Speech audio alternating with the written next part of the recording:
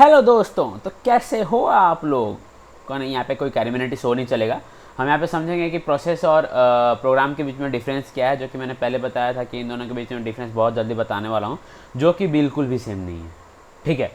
तो मैंने जैसे कि बोला था कि जब भी हम लोग किसी भी प्रोग्राम को ओपन करते हैं तो प्रोग्राम हमारा लोड होता है, प्रोग्राम का कॉपी हमारा लोड हो रहा होता है रैम में, फिर रैम से वो एग्जीक्यूट होता है सीपीयू में, राइट। तो वो जो कॉपी लोड होता है वो एक्चुअली में उसे हम प्रोसेस बोलते हैं। ठीक है। वो एक्चुअली में एक प्रोसेस होता है, वो कोई प्रोग्राम वगैरह नहीं होता है। ठीक है। तो हम समझते हैं कि सीन क्या है ना। ये अगर सपोज कि मेरा रैम है, ठीक है, ये मेरा है हार्ड डिस्क और ये मेरा है सीपीयू, राइट। ये है मेरा सीपीयू। ठीक है।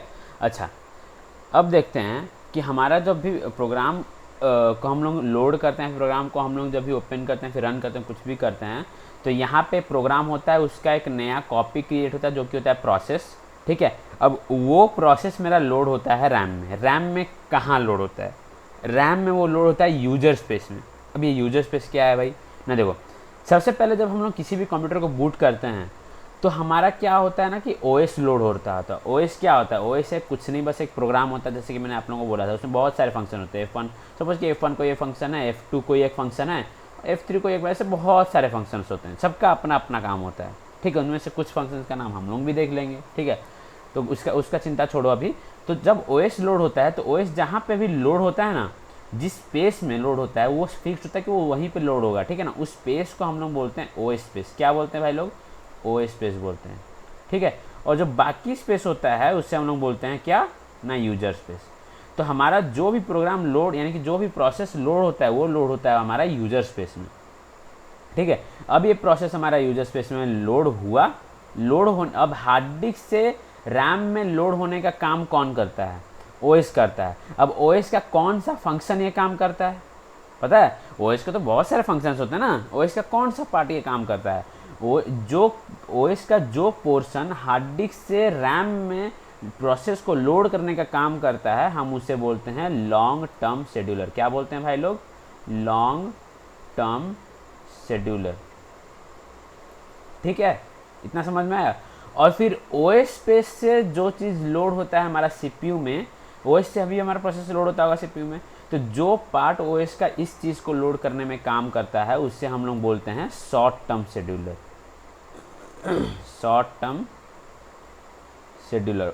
ओएस का जो पोर्शन, सपोज कि ये पोर्शन है मेरा शॉर्ट टर्म शेड्यूलर, तो जो पोर्शन मेरा रैम से सीपीयू में मतलब प्रोसेस को लोड करने का काम करता है वो पार्ट होता है हमारा शॉर्ट टर्म शेड्यूलर। और एक पार्ट होता है मीडियम टर्म शेड्यूलर, जो कि हम लोग पढ़ेंगे नेक्स्ट लेक्चर में। आने वाले लेक्चर में मैं बताऊंगा, जब मैं शेड्यूलर के बारे में बताऊंगा तो उस समय मैं बताऊंगा कि मीडियम टर्म शेड्यूलर क्या करता है। ठीक है। तो अभी के लिए ये दोनों समझ में आया। अच्छा, तो अभी आपको समझ में आ गया होगा कि प्रोसेस और प्रोग्राम के बीच में डिफरेंस क्या है। अभी इसमें दो टर्म होते हैं, एक होता है एक्टिव एंटिटी, एक होता है पैसिव एंटिटी। अब ये क्या होता है भाई ना, देखो, जब हमारा प्रोग्राम हार्ड डिस्क में होता है तो जिसके लिए हम प्रोसेस क्रिएट करते हैं, यानी कि जो प्रोग्राम के लिए हम लोग प्रोसेस क्रिएट करते हैं, ये वाला पार्ट, ये वाला पार्ट, इसको हम लोग बोलते हैं पैसिव एंटिटी। क्या बोलते हैं भाई लोग? ये हो गया हमारा पैसिव एंटिटी। Passive entity. और जो प्रोसेस क्रिएट हुआ ये हो जाता है हमारा एक्टिव एंटिटी। क्या हो जाता है भाई लोग? एक्टिव। ये दो टर्म हम लोग इसको बोलते हैं। ठीक है।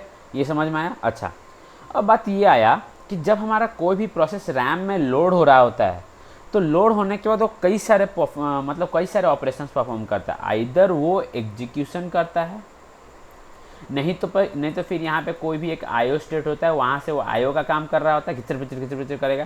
ठीक है। नहीं तो वो वेट करेगा। यानी कि एक तरीके से एक प्रोसेस का तीन काम हो सकता है ओवरऑली।